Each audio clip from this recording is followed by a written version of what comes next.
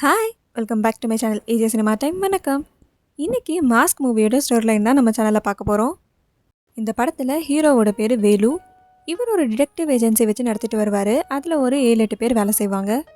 இந்த படத்தில் ஆண்ட்ரியா ஒரு நெகட்டிவ் ரோலில் நடிச்சிருப்பாங்க. அவங்களோட பேர் பூமி. அவங்க ஒரு என்ஜிஓவை நடத்திட்டு வருவாங்க. பல ஊர்லேருந்து கடத்தப்பட்ட பொண்ணுங்களெல்லாம் இவங்க காப்பாற்றி இவங்க நடத்துகிற என்ஜிஓ மூலயமா அவங்கள கூடவே தங்க வச்சு நல்லா படிக்கவும் வைப்பாங்க. இப்படி தான் இவங்கள வெளி உலகத்துக்கு தெரியும். ஆனால் அவங்க அந்த பொண்ணுங்களை காப்பாற்றுறது என்னமோ உண்மைதான். அந்த பொண்ணுங்க மட்டும் இல்லாமல் நிறைய பேரண்ட்ஸே இங்கே கொண்டு வந்து அவங்க பொண்ணுங்களை விட்டுட்டு போவாங்க. அந்த பொண்ணுங்களெல்லாம் இவங்க படிக்க வைப்பாங்க. ஆனால் அதே சமயம் அவங்கள தப்பாகவும் யூஸ் பண்ணுவாங்க. பூமிக்கு சப்போர்ட்டாக ஒரு பொலிட்டீஷியன் இருப்பார். இப்போ பூமி புதுசாக ஒரு பெரிய லேண்ட் வாங்கியிருப்பாங்க. இவங்க ஒரு பெரிய ஸ்கூல் கட்டி அங்கே அந்த பொண்ணுங்களை படிக்க வைக்கிறதுக்காக. ஆனால் அந்த லேண்டில் ஒரு பிரச்சனை வருது. அந்த ஓனர் ஆல்ரெடி சொன்ன காசை விட அதிகமாக கேட்டு பிரச்சனை பண்ணிகிட்ருப்பாரு. அதனால டிடெக்டிவ் வேலு கிட்ட இந்த கேஸை பூமி கொடுக்குறாங்க. வேலுவும் அந்த லேண்ட் ஓனரை பற்றி நிறைய சீக்ரெட்ஸை கலெக்ட் பண்ணியிருப்பாரு. இப்போ அதெல்லாம் எடுத்துகிட்டு வந்து பூமி கிட்ட கொடுக்குறாரு. இப்போ அந்த சீக்ரெட்டை வச்சு பூமி அந்த லேண்ட் ஓனரையே பிளாக்மெயில் பண்ணி அந்த இடத்த வாங்கிடுவாங்க. வேலுவோட அப்பா ஒரு சின்ன ரெஸ்டாரண்ட் வச்சு நடத்திட்டு வருவார். அங்கே அடிக்கடி ஒரு பொண்ணு வருவாங்க. அவங்க சோஷியல் மீடியாவில் நல்லா ஃபேமஸாக இருப்பாங்க. இப்போ அந்த பொண்ணும் வேலுவும் லவ் பண்ணுறாங்க.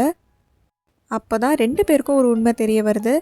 வேலுக்கு ஆல்ரெடி கல்யாணம் ஆகிருக்கும். அவருக்கு ஒரு பொண்ணும் இருப்பாங்க. ஆனால் 2 வருஷமாக வேலுவும் அவங்க ஒய்ஃபும் பிரிஞ்சு வாழ்கிறதா சொல்வார். இப்போ டிவோர்ஸும் அவங்க அப்ளை பண்ணியிருக்கதாகவும் சொல்வார். அதே மாதிரி வேலு லவ் பண்ணுற அந்த பொண்ணுக்கும் ஆல்ரெடி கல்யாணம் ஆகிருக்கும், ஒரு வயசானவர் கூட. இந்த விஷயம் 2 பேருக்கும் தெரிஞ்ச அப்புறம் பிரிஞ்சிடலான்னு முடிவு பண்ணி 2 பேரும் பிரிஞ்சு போயிடுவாங்க. ஒரு நாள் அந்த பொண்ணு ஃபோன் பண்ணி இந்த ஊரை விட்டே அவங்க ஹஸ்பண்ட் அவங்கள கூட்டிகிட்டு போக போகிறதா சொல்லுவாங்க. அவங்க இந்த ஊரை விட்டே போயிட்டா அவங்கள திரும்பி பார்க்க முடியாதுன்னு கவின் அவங்கள பார்க்க போகிறாரு. போகிற வழியில் ஒரு சூப்பர் மார்க்கெட்டுக்கு போவார். அதுக்குள்ளே மாஸ்க் போட்டிருக்க சில பேர் கஸ்டமர்ஸ் எல்லாரையும் மிரட்டி ஒரு இடத்துல உட்கார வச்சுட்டு அந்த சூப்பர் மார்க்கெட்டில் எதையோ தேடிட்டுருப்பாங்க. அப்படி அவங்க தேடிட்டுருக்கிறது பல கோடி ரூபாய் பணத்தை தான். அந்த பணம் கிடச்சோன்னே இவங்க அடைச்சி வச்சுருக்க கஸ்டமர்ஸ் எல்லாரையும் வெளியே விட்டுருவாங்க. இப்போ வேலுவும் அவரோட லவரை பார்க்கறதுக்காக வீட்டுக்கு போயிருப்பார். அதே டைம் அவங்களோட ஹஸ்பண்டும் வீட்டுக்கு வந்திருப்பார். அவங்களோட ஹஸ்பண்ட் கண்ணில் படாமல் வேலு எஸ்கேப் ஆக ட்ரை பண்ணுவார். ஆனால் வெளியே போகிறப்போ அவங்க வீட்டுக்குள்ளே அந்த சூப்பர் மார்க்கெட்டில் அந்த திருடங்க போட்டிருந்த அதே மாஸ்க் அவங்க வீட்டில் இருக்கிறத வேலு நோட் பண்ணுவார். அதை பார்த்து ஷாக் ஆகி அப்படியே நின்றுட்டுருப்பார். இதை அந்த பொண்ணோட ஹஸ்பண்ட் பார்த்துருவார். பார்த்துட்டு அந்த பொண்ணு அந்த இடத்துலையே ஷூட் பண்ணி கொண்டிருப்பார்.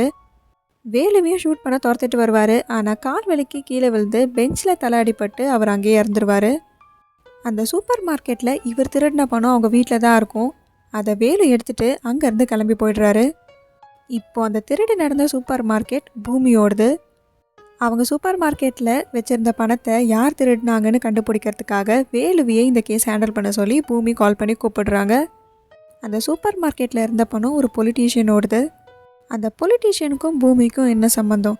அந்த திருடங்க யார்? அவங்களுக்கும் பொலிட்டீஷியனுக்கும் என்ன சம்மந்தம்? அந்த திருடங்க யாருன்னு கண்டுபிடிச்சி பூமிக்கிட்ட வேலு சொன்னாரா இல்லையா அப்படிங்கிறது தான் இந்த படத்தோட கதை. இந்த மாதிரி மூவிஸோட ஸ்டோரிலைன் பற்றி தெரிஞ்சுக்க நம்ம சேனலை சப்ஸ்கிரைப் பண்ணிவிடுங்க. பக்கத்தில் இருக்க பெல் ஐகானை கிளிக் பண்ணிவிடுங்க. இந்த வீடியோ உங்களுக்கு பிடிச்சிருந்ததுன்னா இதுக்கு ஒரு லைக் பண்ணிவிடுங்க. Tata bye bye from AJ cinema time. வணக்கம்.